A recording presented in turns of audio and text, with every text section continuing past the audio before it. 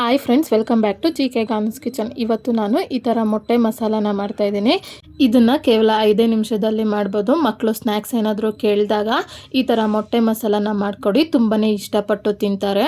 ಮೊದಲಿಗೆ ಈ ಮೊಟ್ಟೆ ಒಳಗಿರುವಂಥ ಮಸಾಲಾನ ರೆಡಿ ಮಾಡ್ಕೊಳ್ಳೋದಕ್ಕೆ ಈ ಥರ ಒಂದು ಪ್ಯಾನ್ನ ತೊಗೊಂಡು ಸ್ಟವ್ನ ಆನ್ ಮಾಡಿ 2ರಿಂದ 3 ಟೇಬಲ್ ಸ್ಪೂನ್ ಆಗೋಷ್ಟು ಎಣ್ಣೆ, ಅರ್ಧ ಟೇಬಲ್ ಸ್ಪೂನ್ ಆಗೋಷ್ಟು ಶುಂಠಿ ಬೆಳ್ಳುಳ್ಳಿ ಪೇಸ್ಟು, ಹಾಗೆ 2 ಹಸಿಮೆಣಸಿನ್ಕಾಯಿನ ಈ ಥರ ಸಣ್ಣದಾಗಿ ಕಟ್ ಮಾಡಿ ಸೇರಿಸ್ಕೊಂಡು ಉರಿನ ಲೋ ಫ್ಲೇಮ್ನಲ್ಲಿ ಇಟ್ಕೊಂಡು ಈ ಶುಂಠಿ ಬೆಳ್ಳುಳ್ಳಿ ಪೇಸ್ಟ್ ಎಲ್ಲ ಹಸಿ ವಾಸನೆ ಹೋಗೋ ತನಕ ಫ್ರೈ ಮಾಡ್ಕೊಂಡಾದ್ಮೇಲೆ ಈಗ 3 ಮೀಡಿಯಂ ಸೈಜ್ ಇರುವಂಥ ಈರುಳ್ಳಿನ ಆದಷ್ಟು ಈ ಥರ ಸಣ್ಣದಾಗಿ ಕಟ್ ಮಾಡಿ ಸೇರಿಸ್ಕೊತಾ ಇದ್ದೀನಿ.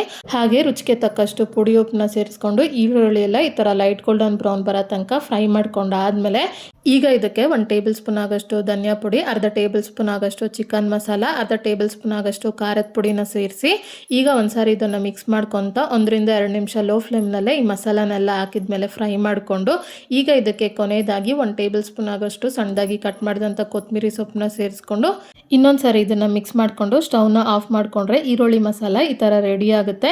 ಈಗ ಇದನ್ನು ಪಕ್ಕಕ್ಕೆ ಇಟ್ಕೊಂಡು ನಾನು ಆಲ್ರೆಡಿ 8 ಮೊಟ್ಟೆನ ಬೇಯಿಸಿ ಸಿಪ್ಪೆ ಬಿಡಿಸಿ ಇಟ್ಕೊಂಡಿದ್ದೆ.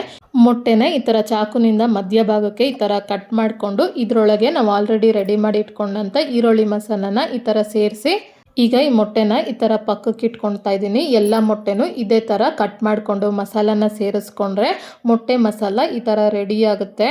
ಈ ರೆಸಿಪಿನ ನೀವು ಒಂದ್ಸರಿ ಟ್ರೈ ಮಾಡಿ, ನಿಮ್ಗೆ ಹೇಗೆ ಬಂತು ಅಂತ ನನಗೆ ಕಮೆಂಟ್ ಬಾಕ್ಸ್ನಲ್ಲಿ ತಿಳಿಸಿ. ಹಾಗೆ ನಿಮ್ಗೆ ಯಾವುದೇ ರೆಸಿಪಿ ಬೇಕಾಗಿದ್ರೂ ಕಮೆಂಟ್ ಬಾಕ್ಸ್ನಲ್ಲಿ ಕಮೆಂಟ್ ಮಾಡಿ. ಹಾಗೆಯೇ ಈ ರೆಸಿಪಿ ನಿಮ್ಗೆ ಇಷ್ಟ ಆದಲ್ಲಿ ಲೈಕ್ ಮಾಡಿ, ಶೇರ್ ಮಾಡಿ, ಸಬ್ಸ್ಕ್ರೈಬ್ ಮಾಡಿ.